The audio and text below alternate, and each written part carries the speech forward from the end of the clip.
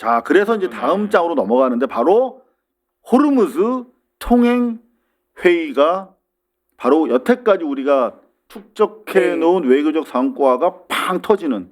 자, 이게 보시면 요 연합뉴스 기사인데요. 청와대 영국 프랑스 주도 호르무즈 통행 회의 이 대통령 참석 긍정 검토. 참석하기로 했다고 조금 전에 제가 확인했습니다. 아 그래요? 네네. 내일 외교 차관 정도 보내는 줄 알았더니 그게 아니, 아니라 내일 영상 회의로 진행이 돼요.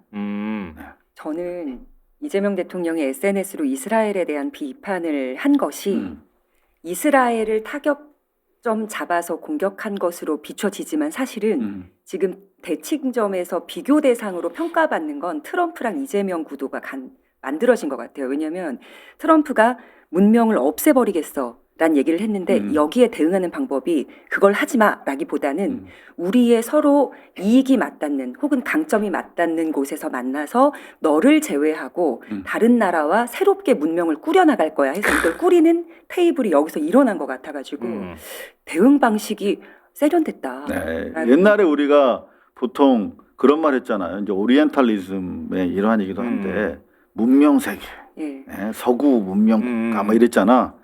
근데 지금은 미국이 사실 그 서구 문명 국가의 그렇죠. 중심이었는데 반문명 지도자가 나오는 바람에 그나마 이제 남은 문명 국가들 영국과 프랑스가 서로 달리 이렇게 접근을 해왔잖아요. 그런데 결국은 이제 만난 거야. 근데 우리가 생각을 해보세요. 프랑스 그 마카롱 말고 마크롱 대통령이 나 자꾸 헷갈려.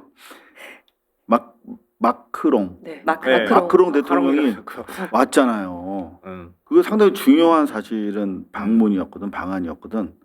요때 다 이런 얘기를 한 거야. 그러니까 이제 트럼프 이후에 트럼프가 지배하는 미국이라고 하는 나라 이후에 이제 어떻게 우리가 건설할 것이냐. 사실은 이 호르무즈를 중심으로 놓고 벌어진 이번 중동 전쟁이야말로 아 이제는 미국이 우리의 친구가 아니구나. 관세 협상으로 진짜 막 썩어나던 고름이 확 터져버리는 그런 상황이어서 영국과 프랑스가 서로 다른 쪽에서 이렇게 터널을 뚫듯이 만나고 왔다가 딱 뚫었는데 거기서 테이프 커팅하는 사람이 누구냐? 이재명 대통령이에요. 실제로 저희가 조금 더 들어가 보면 지금 트럼프는 호르무즈를 뭐 자기가 독단적으로 먹든 인도랑 나눠 이란이랑 나눠 먹든 상관없이 호르무즈 해협을 뭐 봉쇄하고 역봉쇄하고 뭐 이런 얘기를 하는데 이 모임의 캐치프레이즈가 뭐냐? 이제 요거 호르무즈 통행 회의야. 자유로운 통행 회의. 다시 말하면 아무도 자유로운 통행을 못 막아. 안전한 통행은 모두의 이해관계야. 그러니까 사실은 가로 열고 가로 닫고 반 트럼프 연대예요. 그죠? 자, 여기에서 정말 이게 무시무시한 게 나토가 있잖아, 유럽. 이건 저의 취재 결과 플러스 약간의 논평입니다. 실제는 좀 다를 수도 있어요. 근데 저는 확신이 있는데 이게 뭐냐면 나토가 있잖아. 그죠? 네. 유럽의 안보 체계. 나토가 쭉 당겨가지고 이쪽으로 온 거야.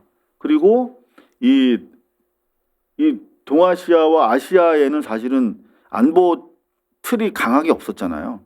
그거를 이렇게 저렇게 이렇게 해서 지금 한국이 만들어내고 있는 거야. 그 마지막 이제 단추가 베트남, 전 인도라고 보는데 여기 보시면 여태까지는 이게 한 나라가 요 기사에는 없네요.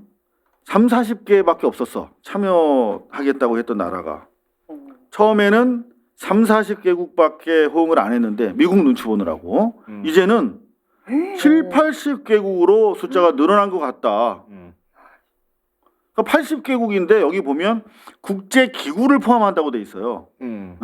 EU 뭐 이렇게 또 뭐 이런 게 들어올 거랍니다. 그러면 80개국이라고 해도 사실 더 되는 겁니다. 그런데 중요한 거는 이게 왜 이렇게 확 늘어났냐면 이 중요한 얘기인데 바로 여태까지는 군사랑 외교 파트가 떨어져 있었어. 이게 호르무즈 통행을 이제 해야 된다라며 각국 정상들이 메시지를 발표할 거고 우리 대통령도 좀 준비하고 있어요. 메시지를. 근데 자유통행은 최소한의 물리력이 수반돼야 돼. 필요해. 그러니까 이거는 뭐 외교적인 언사만으로는 부족해. 네. 그래서 군사 협의를 같이 진행해야 되는 연대 틀이에요. 진짜 크네요. 큰 거야. 근데 이게 군사 파트랑 외교 파트가 탁 이제 합쳐진 단계가 됐어. 그거를 여태까지 물밑에서 진행해 온 거야. 대한민국을 포함한 이 많은 나라들이. 그러니까 이번에 마크롱 왔을 때도 그런 얘기를 한 거겠지. 근데 이재명 대통령 마크롱은 한쪽의 팀장이었는데. 행정수도만 옮기시는 줄 알았는데 이렇게 전체적으로 전 세계의 국가들을 모아서 그 축도 옮기는 걸 보면 세계 통일, 세계 평화 이걸 다른 나라 아이들이 이재명 대통령한테 편지를 쓰는 이유를 알 것 같아요. 이제 편지 받은 거 보셨어요? 다른 나라 아이들이 우리나라 대통령한테 오늘 대통령이 너무 놀랐어요. 저는. 그러니까 오늘 대통령께서 세계 대통령 수석 보좌관 회의를 하면서도 계속 강조를 하는데 이거 보세요. 이번 이제 요 앞에 이제 그 강훈식 비서실장 칭찬을 했어. 아이고 석유 많이 가져왔다 그러면서 이번에 특히 외교 위상을 돌아보는 계기가 됐다. 그러면서 대한민국 이제는 선도 국가가 됐다. 선도 국가. 앞에서 머릿속에 염두하고 있는 거야. 지금 이 호르무즈 통행회의를 비롯해서 우리가 외교 중심국, 외교 주축국이 되고 있다는 거거든요. 실제 그 편지도 온다고 그랬는데 하나 제가 보여드릴까? 그 이스라엘과 관련해서 진짜 감동이에요. 대통령이 원칙적이지만 정말 용기 있는 발언을 했지 않습니까? 그리고 나서 지금 우리는 잘 모르는데 저 아랍 중동에서는 난리가 났대요. 한번 현지 방송입니다. جاي ميونغ على منصة X مقطع 아랍권 방송 알아라비 뉴스에서 이재명 대통령의 발언을 보도했는데요. 이 방송을 본 아랍권 시청자들의 댓글 반응이 아주 뜨겁습니다. جاي ميونغ على منصة X مقطع مصورا يعود لعام 2024. الرئيس الكوري الجنوبي أرفق الفيديو مع تعليق استنكر فيه تصرف الجنود وقال في جميع الأحوال يجب احترام القانون الدولي الإنساني وصون كرامة الإنسان كقيمة أساسية لا تقبل المساومة. قال لقد علمتنا المآسي التي لا تحصى في التاريخ أن قيمة حقوق الإنسان هي قبل كل شيء أسمى وأرقى قيمة ويجب أن لا نكرر الدروس المؤلمة. طبعا حديث مهم كهذا يصدر عن رئيس دولة مهمة تسبب في إثارة حافظة السلطات الاحتلال الإسرائيلي. 이 뉴스를 본 아랍 시청자들의 반응은 레바논에서 한국 대통령께 그러니까 이게 대단히 충격적으로들 받아들이고 있는 거예요. 실물 편지도 받으신 걸로 알고 있어요. 네네네. 너무 감동이에요. 정말. 그러니까 글로벌 리더 국가가 되는 거는요. 네. 이런 것들로 되는 거예요. 그렇죠. 그러니까 미국의 문화의 힘이 이제 점점 없어지고 있잖아요. 물론 군사 이건 뭐 미국하고 대적할 나라가 없지만 단순히 그런 것만 가지고 전 세계를 미국이 쥐락펴락하는 시대는 이미 지나가고 있는 거예요. 근데 우리가 지금 K컬처를 선도하고 있잖아요. 전 세계 많은 사람들이 이제 한국 하면은 예전에는 북한이야 남한이야 이렇게 물어보거나 중국이야 일본이야 이렇게 물어보는데 지금 사우스코리아라고 그냥 다 인식하고 있다는 거잖아요. 그것만 해도 달라진 건데요. 그래서 저는 최근의 움직임 보면 아까 나토도 말씀하셨던 것처럼 나토도 이제 거의 해체 상태에 가까워요. 왜냐하면 나토를 미국이 주도해서 만들었는데 그러니까 독일 중심으로 재건하려고 하는 움직임이 다시. 근데 독일은 또 불안하잖아요. 그렇죠. 왜냐하면 전범국가라고 하는 그 낙인 오명이 있어요.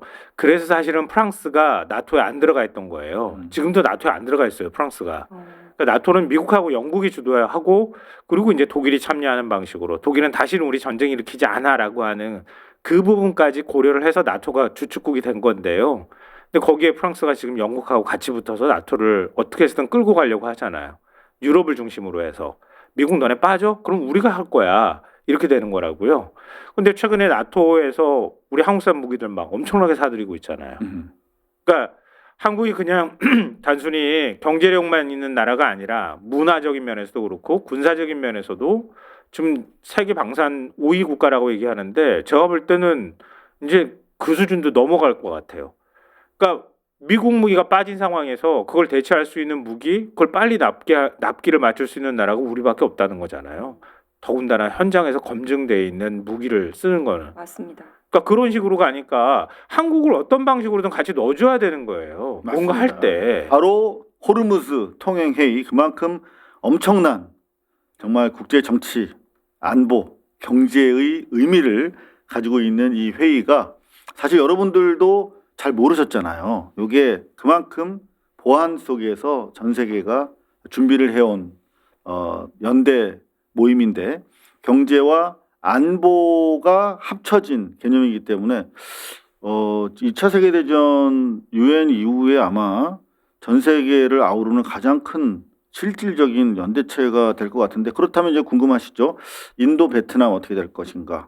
저는 이번 대통령의 순방이 상당히 중요한 어떤 설득의 포인트가 될 것이다. 그리고 중요한 건 일본이랑 또 중국이 참여할까 여부인데, 일본, 중국까지 들어와 버리면 정말 이거는 오케이, 너 미국은 네 마음대로 해.